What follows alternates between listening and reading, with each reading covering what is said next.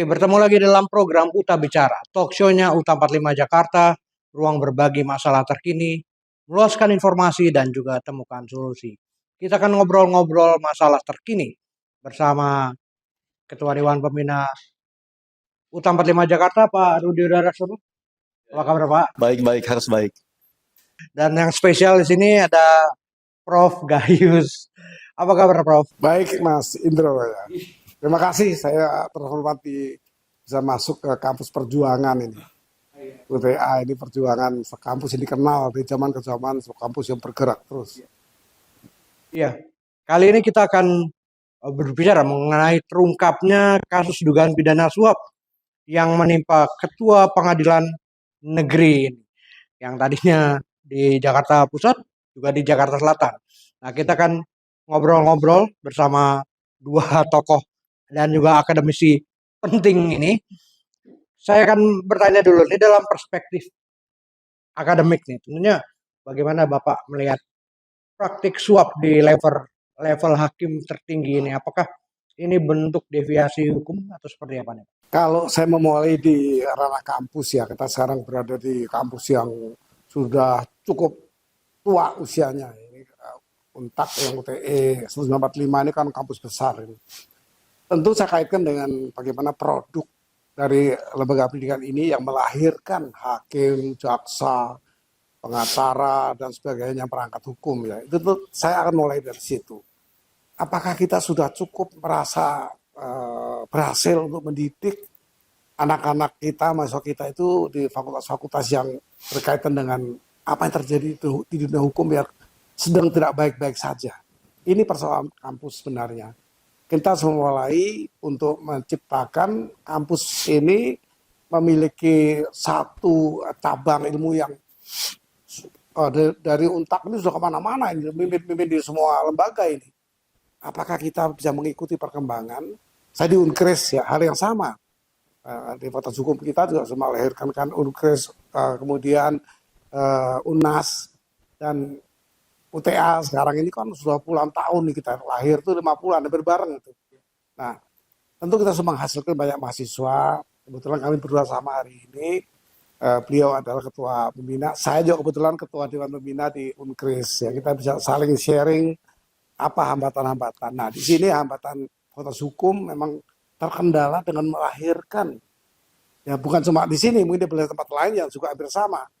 Kita bisa melahirkan satu lulusan yang excellent, lulusan yang betul-betul di tempat yang excellent itu, kalau saya katakan di tempat yang sangat terhormat, sarjana hukum. Nah, ini menjadi keprihatinan. Tetapi kan mereka tidak dibentuk di sini saja. Setelah mereka berkembang, berada di semua lembaga, mereka juga bisa terpengaruh oleh lembaga-lembaga yang tidak bersih. Lembaga-lembaga yang kurang diperhatikan pengawasannya, penindakannya masih tegas. Dan ini mungkin seperti itu. Maka kalau ini ditemukan perbuatan ini, saya tidak terlalu heran. Beberapa bulan lalu di Surabaya orang membunuh jadi dibebaskan. Motivasinya juga ada pemberian-pemberian. Nah, ini memang satu fenomena yang perlu kita amati. Dengan cara apa kita bisa menyelesaikan hal-hal seperti ini. Tentu ini perlu diperangi. Kita cuma merangi perbuatan ini, tapi bukan lembaganya. Bahkan saya mengatakan bukan orangnya. Hakim-hakim ini tentu ada sebabnya kenapa mereka mau melakukan satu perbuatan yang jelas akan menyulitkan dia dan keluarganya. Itu bagi saya. Ya, kalau Pak Rudi sendiri bagaimana Pak? Apakah memang agak kesulitan membentuk sebuah moral yang bagus ataupun bersih seperti itu? Ini kamu tadi udah bicara ya, masalah moral ini kan. Kita tidak bisa menutup mata ya, atau membohongi diri sendiri. Di samping tadi Prof. Gayus sudah sampaikan, masalah kita ini adanya degradasi moral yang sangat tinggi di era reformasi ini. Ya, itu yang poin pertama. Yang poin kedua itu adalah pengkhianatan terbesar dalam sistem rekrutmen kita. Karena pengkhianatan terbesar itu dalam rekrutmen. Rekrutmen itu harusnya kan kita sudah melihat latar belakangnya, jejak digitalnya, kan sangat mudah. Dari mana asalnya, Saya pernah sampaikan, ada beberapa waktu itu yang datang ketemu saya dari Komisi Yudisial, meminta keterangan tentang seorang calon hakim agung, mantan dosen kita. Ya, saya berikan semua yang baik dan yang buruknya. Saya sampaikan bahwa cacatnya ini loh. Ya, suatu tindakan yang seharusnya itu tidak boleh menjadi seorang hakim. Jangankan hakim agung ya, seorang hakim pun itu tidak mempunyai kualifikasi ke sana. Ya, ini berkaitan dengan integritas dan kemampuannya, ya, di dalam memanage dirinya sendiri gitu kan. Karena dalam pandangan saya, seseorang itu harus sebelum memanage orang lain, dia harus bisa memanage dirinya sendiri. Satu, tentang kesombongan, tentang keserakahan, tentang moralitasnya itu kan ya, terus tentang integritasnya, dan yang paling penting bagaimana tanggung jawabnya. Ya, kita berikan semua, ya, kita sampaikan secara terbuka. Tapi itu tidak menjadi pertimbangan juga dari KY. Ya. Pas kebetulan saat itu salah satu komisaris di Komisi Yudisial itu kawan baik saya. Kita sering ngobrol, pas datang ke sini kita ngobrol, saya tanya, bagaimana orang itu bisa lolos kan? Bagaimana orang itu bisa lolos, sedangkan track record-nya dan semua jejak digitalnya itu sangat buruk. Dengan tegas beliau nyatakan, padahal waktu itu beliau sebagai komisaris bidang pemilihan hakim, kalau nggak salah, bidang ini ya. Dia sampaikan secara terbuka, dia nggak bisa apa-apa. Karena pada saat rapat pleno dengan komisaris yang lain itu semuanya mendukung walaupun data sudah diberikan. Ya, jadi yang lain itu mendukung untuk orang ini bisa masuk sebagai hakim agung tanpa melihat catatan secara langsung dari tempat di mana dia mempunyai background pekerjaan sebelumnya sebagai dosen kan. Ya, jadi saya bilang, kalau rekrutmennya ini sudah tidak benar, kita tidak bisa berharap apa-apa. Karena bibitnya ini sudah busuk kan. Kalau satu bibitnya aja sudah busuk, bagaimana kita mengharapkan sebuah buah yang manis? Kan itu. Itu yang pertama. Yang kedua, sistem pengawasan. Ya. Kita tahu, cita-cita pembentukan komisi yudisial itu kan untuk pengawasan para hakim dan hakim agung di situ pertama ya. Terakhir dengan putusan MK itu kan bahwa ada dua yang paling penting dari keputusan MK tentang komisi yudisial itu. Yang satu, komisi yudisial tidak punya hak untuk memeriksa perkara, materi perkara. Yang kedua itu, komisi yudisial tidak punya hak untuk memeriksa hakim agung. Kalau nggak salah seperti itu ya, Prof ya? Ya, artinya mereka ini terbatas dengan perilaku. Ya. Tidak boleh masuk kepada teknis yuridis. Jadi memang harus perkuat nanti kalau tadi Pak Rudi menggambarkan seperti dari rekrutmen, itu tepat sekali. Rekrutmen menentukan bibit yang akan dipekerjakan atau ditugaskan nanti ini harus jadi bibit yang unggul. Kalau tidak terpilih dengan baik, ya itu akan menjadi kendala. Demikian mungkin ya. Ya. Nah, itu satu. Kemudian yang pengawasan itu kan, dengan di amputasinya pengawasan komisi yudisial, jadi KY ini tidak lebih dari hanya satpam penjaga absensi. Ya, jadi melihat perilaku yang seperti apa yang mau dilihat. Sedangkan kita tahu kan permainan-permainan di mafia peradilan itu bukan tentang perilaku yang terlihat, tapi bagaimana mereka jual beli perkara tentang materinya ini kan. Ya, jadi putusan-putusan perkara itu kan tidak lagi melihat tentang materi perkara, tidak lagi mempertimbangkan tentang materi perkara. Nah, sedangkan KY tidak boleh masuk ke sini. Itu yang pertama. Yang kedua, Bawas MA mengawasi ke sini. Nah, Bawas MA ini kan internal Mahkamah Agung. Yang kita tahu ketua atau kepala Bawas MA-nya ini kan juga punya Masalah. ambisi atau punya keinginan untuk menjadi hakim agung.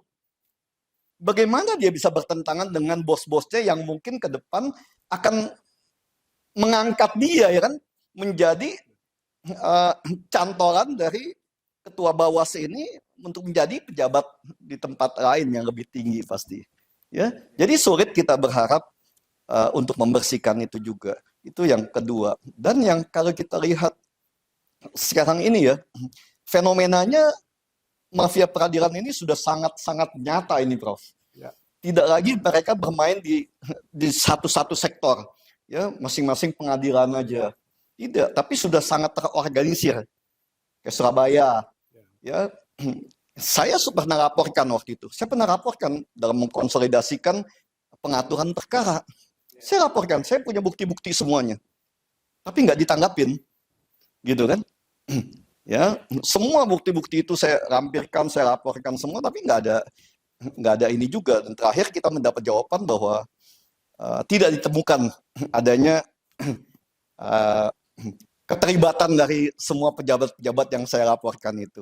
Ya nggak apa-apa juga, kita prinsipnya gini, kita kan hanya ingin berbuat bagaimana hukum ini ya yang menjadi tonggak sebuah bangsa ini yang mengatur kehidupan kita bermasyarakat itu bisa menjadi lebih baik.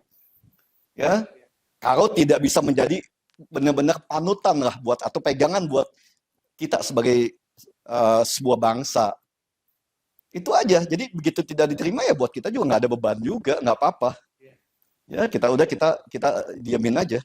Ya tapi kan terus ini kejadian demi kejadian ini dalam waktu 3 bulan aja sudah 2 kali kejadian pejabat pengadilan negeri, pejabat tingginya, ya ketuanya, wakil ketua PN-nya. Nah ini kan yang memilihnya ini, yang memilih ketua dan wakil ketua ini kan pejabat-pejabat di Mahkamah Agung ini kan, ketua, wakil ketua, dan para ketua kamar. Bagaimana sistem pemilihannya ini? Ya, bagaimana tata cara pemilihannya? Apakah dilihat track record-nya? Apakah dilihat adakah laporan-laporan tentang hakim-hakim ini? Bagaimana tentang moralitasnya, tentang integritasnya, tentang kapabilitasnya? Nah ini yang saya bilang, pengkhianatan terbesar terhadap hancurnya sistem hukum dan peradilan kita itu karena rusaknya pengaturan-pengaturan sistem rekrutmen kita. Tidak dijalankannya sistem pengawasan kita dengan baik dan benar. Ya, kalau ngelihat realita seperti itu, Prof, ini bagaimana para hakim ini menjaga independensi dari intervensi misalnya intervensi luar lah ya, pihak luar. Dan juga bagaimana Prof melihat apakah tindakan Kejagung? Iya, saya sepakat dengan Pak Rudi, Ketua Dewan Pembina UTE ini, kalau mengatakan bahwa memang rekrutmen itu menjadi penting. Pentingnya kalau bagi saya dengan cara berpikir yang berbeda sedikit adalah ini ibarat air di sebuah ember. Ketika masuk air baru, kalau airnya sudah kotor, makanya baru ini kotor. Itu disuarakan sering oleh Pak Yusril itu. Kalau kita mau dapat bersihnya orang di kelompok sesuatu, tentu dimulai dari ember itu harus bersih dulu.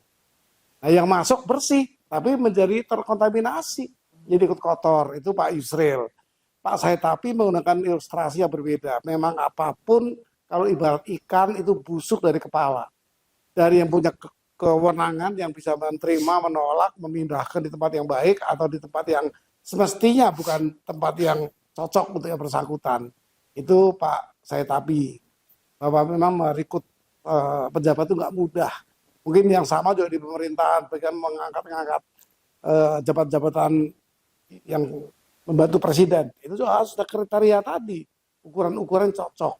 Disebut sebagaimana yang umum ya dia mempunyai keahlian. Jadi nanti kabinetnya kabinet ahli, kabinet yang bukan berjasa atau karena utang jasa. Itu harus betul-betul sagen kabinet dalam bahasa Belanda. Sagen kabinet itu maka kabinet diisi oleh orang-orang yang cakap. Demikian pula di peradilan harus memilih KPT. KPT itu Indonesia punya 60 pimpinan se-Indonesia, yaitu KPT dan WKPT atau ketua pengadilan tinggi dan wakil. Di PNPN ada 376 nih, kabupaten kota itu kita punya 370 pimpinan, terdiri dari ketua PN dan WKPN. Ini kebetulan KPN-nya kena Jakarta Pusat, nggak mudah jadi wakil ketua waktu itu Jakarta Pusat, sekarang KPN Jakarta Selatan. Nah ini tadi tentu kita akan mencoba. Sekarang bagaimana kalau sudah terjadi seperti ini? Carut marut nggak mudah dihilangkan. Mereka sudah merupakan satu sel ya, berkait-kaitan. Tadi Pak Rudi mengatakan yang di luar kota pun mau mencampuri urusan di Jakarta. Karena ini sudah satu link, satu apa namanya ya, udah satu sistem. Bahkan sistem itu terorangnya. Saya menggagasan di tahun 2014, saya masih hakim waktu itu, hakim agung di Mahkamah Agung.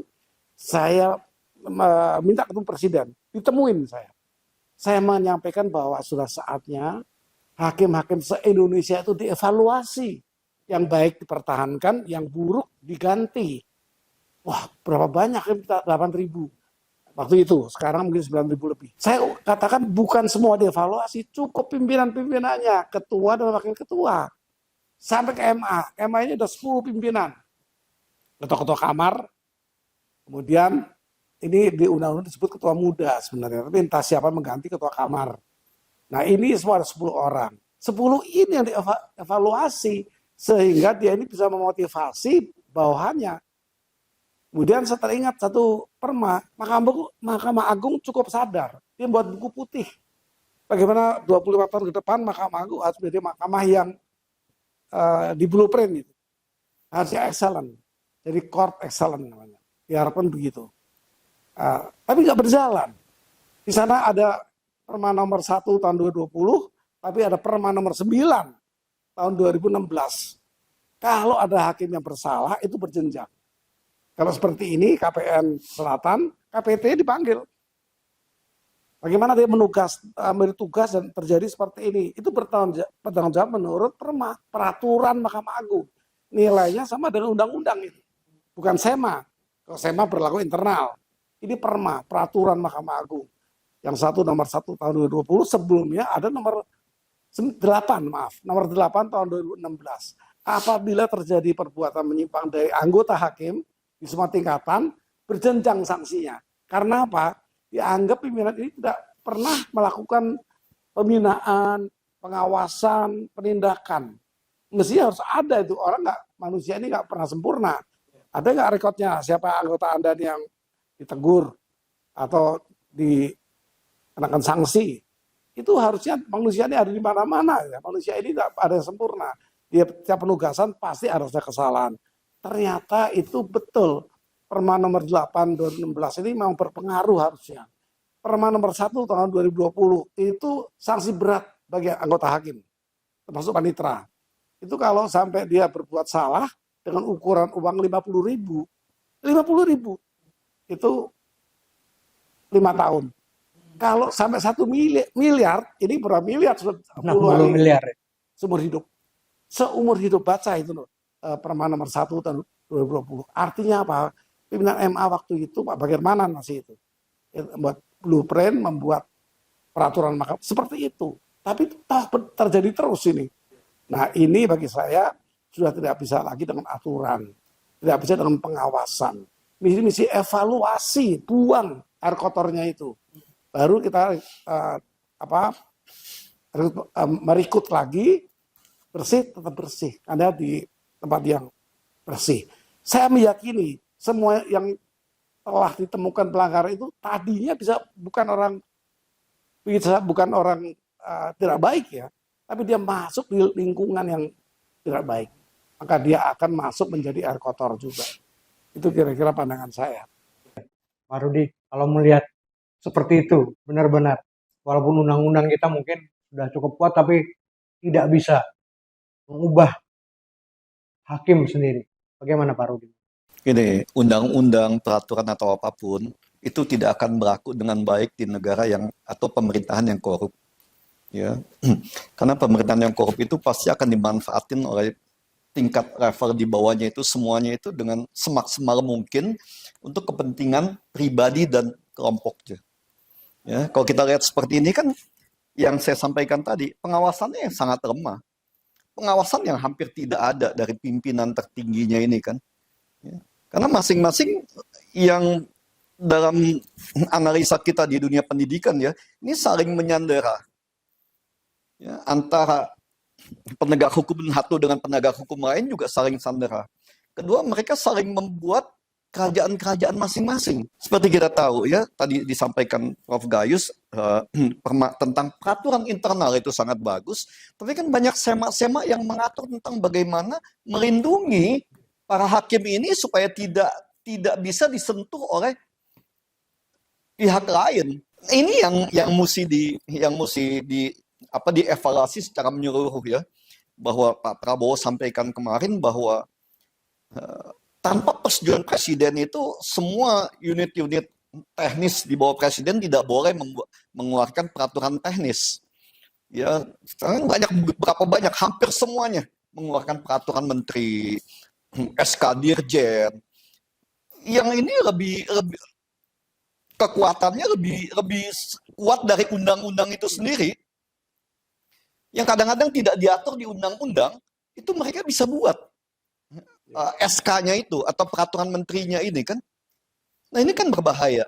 Ya, karena suka tidak suka, kalau namanya sudah peraturan teknis kementerian, itu akan berefek kepada kehidupan sosial dari sebuah bangsa. Nah ini yang selalu saya sampaikan bahwa peraturan-peraturan di bawah ini menjadi sangat riskan untuk sebuah bangsa untuk eksistensi sebuah bangsa untuk bisa survive ke depan. Dan ini hanya bisa terjadi kalau pemerintahannya itu korup. Ya, bukan kita bilang lemah, enggak, karena mereka sangat kuat dalam melindungi kelompoknya sendiri kan, tapi sangat lemah nilai-nilai kebangsaannya itu, nilai-nilai nasionalismenya. Itu yang terjadi pada hari ini. Nah, kalau dari dunia akademis, apa yang bisa dilakukan? Apakah memang melalui seminar-seminar cukup atau seperti apa? Saya mencontoh apa disampaikan oleh Profesor B.J. Habibie, pernah menjawab presiden di negara kita. Dia mengatakan ketika dia sudah pensiun, dia mengatakan begini, saya ini belajar di sekolah yang terbaik di Jerman. Saya bisa membuat pesawat terbang. Bahkan alat-alat elektronik, saya bisa menciptakan itu. Saya sudah merasa diri orang hebat. Tetapi ketika saya pensiun sekarang, saya merasa nggak ada artinya itu semua. Karena apa? Bagi saya ketika itu dia mulai terjun ke bidang agama. Ilmu dan pengetahuan itu dibanding iman dan takwa katanya. Itu sangat jauh. Jadi di sekolah-sekolah ini kalau tidak ada penanaman iman dan takwa, ilmu dan teknologi itu nggak ada artinya. Jadi dia mengatakan itek ya, dan iman dan takwa. Ini agak perlu diperhatikan dengan baik. Bagi saya, apa yang disampaikan itu menyangkut kampus, itu perlu kita amati. Beliau guru besar, beliau juga membina satu lembaga pendidikan tinggi di bidang teknologi. Kita perlu menerjemahkan artinya. Ini perlu ditanamkan di tiap sekolah, tiap universitas atau perguruan tinggi. Bagaimana menggalang moral ya, kalau iman itu terkait dengan moral sebenarnya. Maka tentu di atas kita tuh ada dikti. Dikti itu ber-SK banyak. Di antaranya mengganggu saya juga, saya baca itu. Berantas narkotika. Itu betul. Ketika terjadi kejahatan seksual, ada SK-nya saya baca, sejauh suka sama suka dan bukan pemaksaan. Itu bukan urusan kampus. Nah ini juga perlu diamati. Bagaimana kampus terhadap pelanggaran-pelanggaran yang sudah sama dengan di luar kampus itu. Narkotika banyak kampus termasuki. Demikian luas kebebasan di dalam itu tidak diawasi.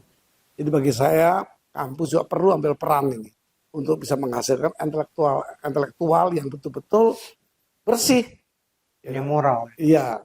Di Georgia, bukan di Amerika, Georgia yang di mantan bekas negara Soviet dulu, di negara itu semua hakim diberhentikan, diimpor, ada dari Kanada, dari mana untuk satu kurun waktu.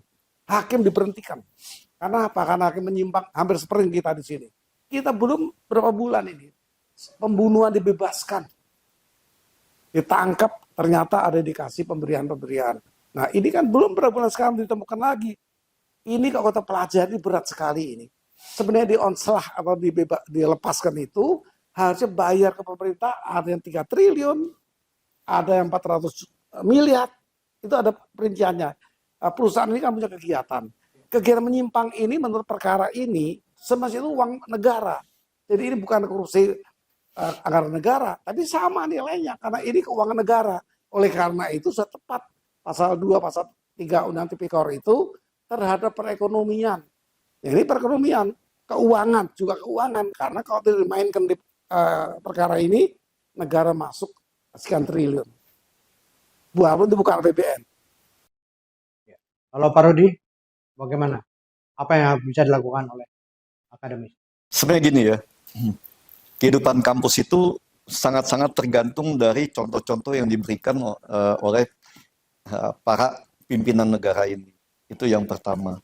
Yang kedua, kampus pun juga sangat tergantung kepada tadi disampaikan Prof. Gayus, Kementerian Pendidikan sendiri ya, pendidikan dalam hal ini Kementerian Pendidikan Tinggi dan Saintek, itu Sains dan Teknologi. Banyak sekali yang harus kita evaluasi juga. Ya, bukan hanya tentang kehidupan di kampus, tapi juga bagaimana moral dari akademisinya. Ya. Itu juga yang harus benar-benar diperhitungkan di sana. Saat ini kita di kampus sendiri, ya kita seperti tidak lagi diberikan hak untuk menilai dosen-dosen kita atau menilai staf-staf pengajar kita ya. Kita jadi berburu jenjang kepangkatan dari dosen itu sendiri. Bukan lagi tentang kemampuan dan integritas dosennya yang menjadi patokannya atau integritas dari lulusan kita. Tidak ke sana. Dari pendidikan yang seperti ini, bagaimana kita bisa mengharapkan integritas dari lulusan-lulusan kita juga, gitu kan? Oke, kita anggap kita bisa meluluskan mahasiswa-mahasiswa yang berintegritas. Selesai dari kita, dia masuk ke dalam kehidupan bermasyarakat. Saya selalu menyebutkan itu dalam sebuah Wild West, ya, the jungle in the world. Sebuah kehidupan hutan rimba yang sangat ganas hari ini ya, diberikan contoh-contoh yang mungkin 90% yang kurang baik ya, tidak baik kan, tentang kehidupan, tentang materialistis, semua segala macam ini diukur kehormatan, termasuk kehormatan kita pun diukur dari materialistis yang kita miliki. Bukan lagi tentang integritas dan kapabilitas kita. Nah, ini yang mesti kita kaji ya. Kalau kita berbicara tentang ya kita dari perguruan nasionalis di sini ya, yang sangat tua, saya selalu menyampaikan bagaimana para pimpinan negara ini berpikir tentang dihidupkannya Pancasila itu sebagai pedoman atau ideologi dari para pejabat ini, bukan rakyat. Jadi kalau dibilang rakyat harus menjalankan Pancasila, itu bohong, bullshit itu.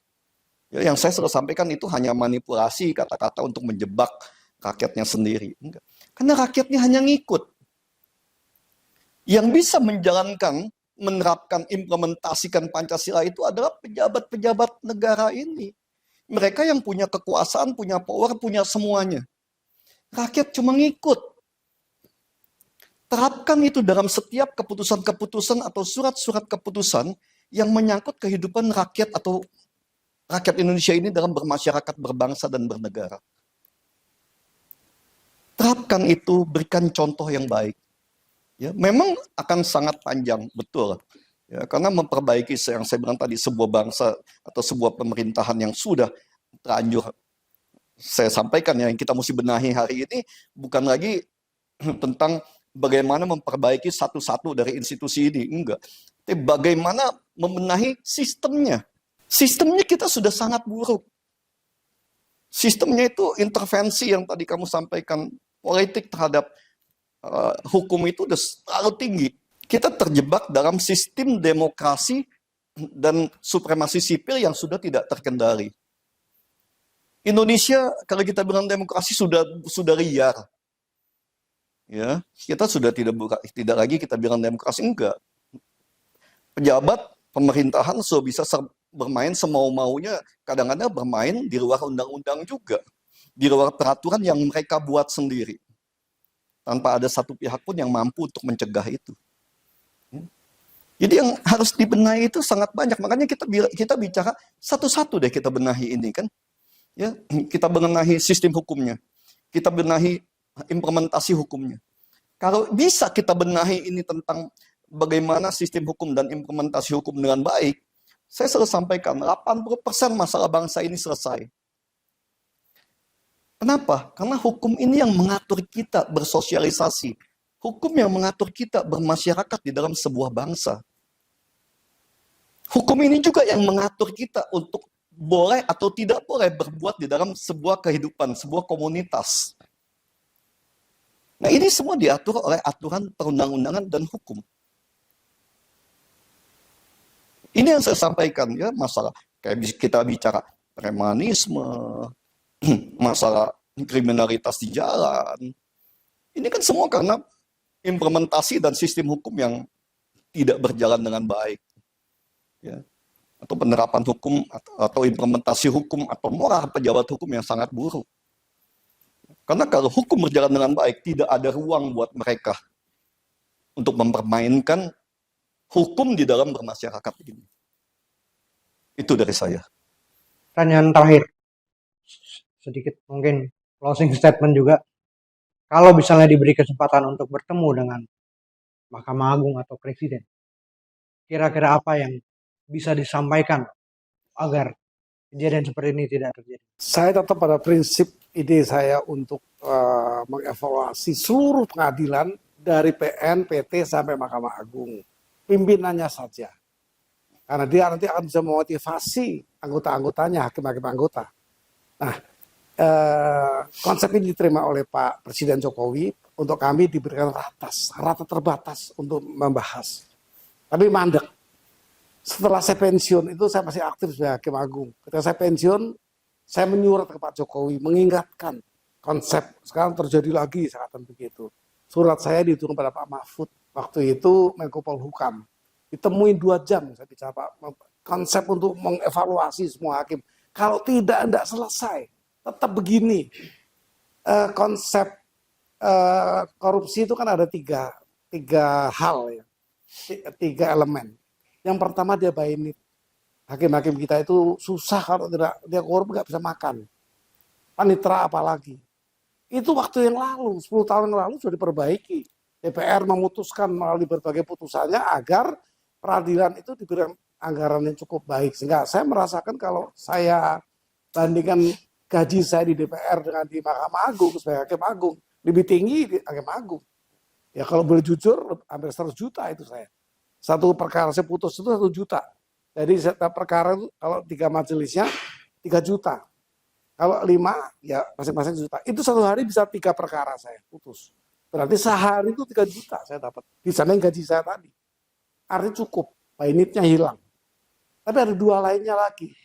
Yang lebih jelek itu kan by chance. Ada kesempatan. Manusiawi kalau ada kesempatan, orang nggak tahu ya ambil. Nah ini yang harus dibendung.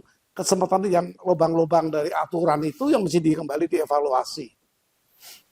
Kemudian yang ketiga adalah greedy, serakah.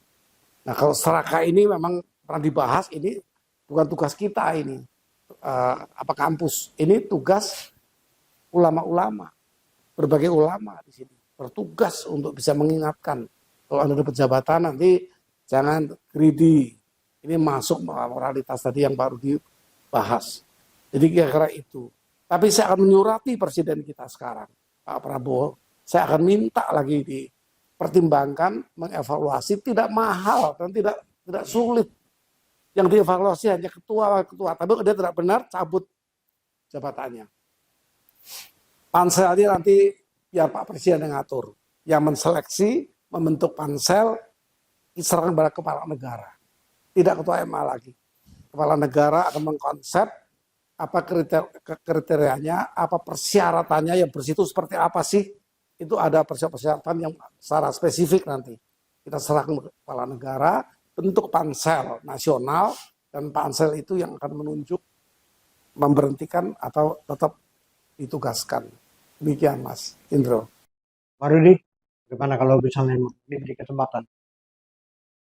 Gini ya, saya sih nggak terlalu banyak berharap untuk itu ya. Cuma saya tuh berharap benahi pengawasan dan rekrutmen.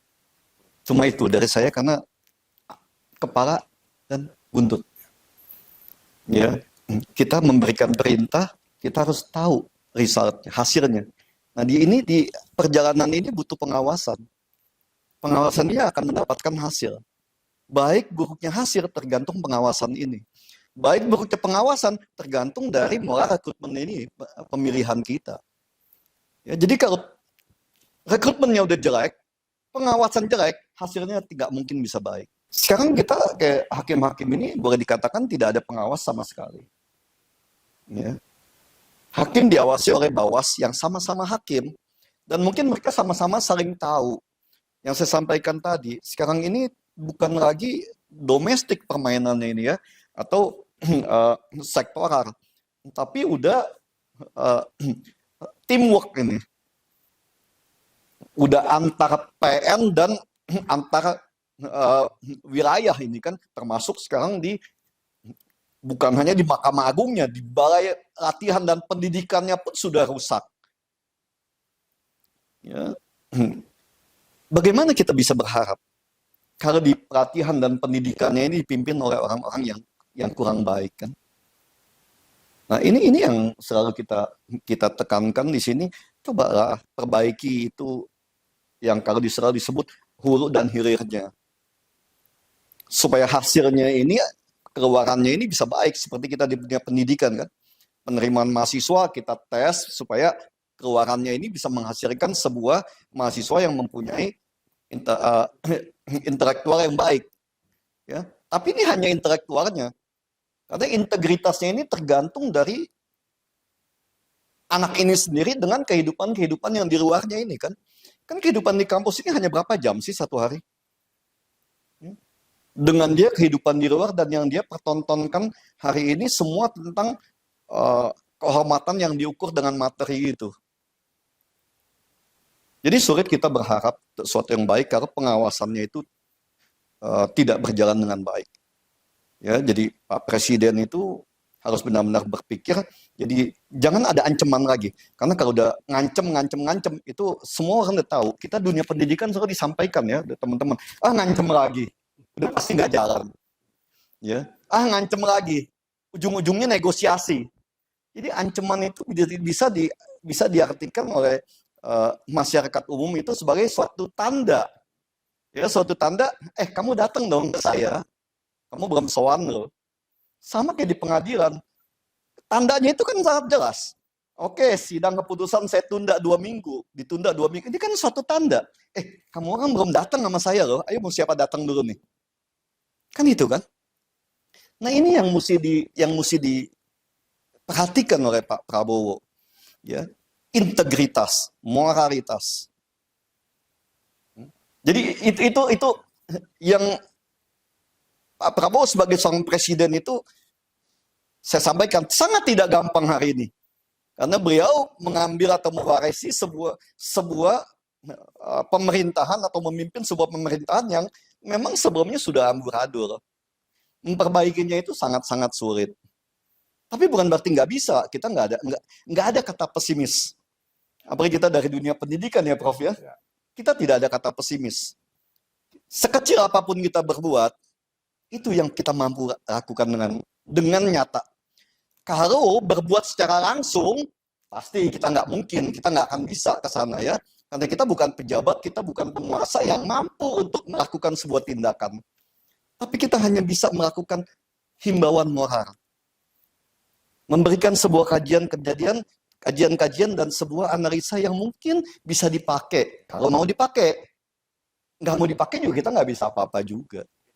Ya, itu fungsi akademis.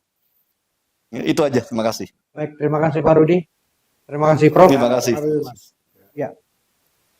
Ya, demikian program kita hari ini di Uta Bicara, talk show-nya Uta 45 Jakarta, ruang berbagi masalah terkini, meluaskan informasi dan juga temukan solusi. Jangan lupa subscribe, like, komen dan juga share di media sosial kalian. Oke, dadah.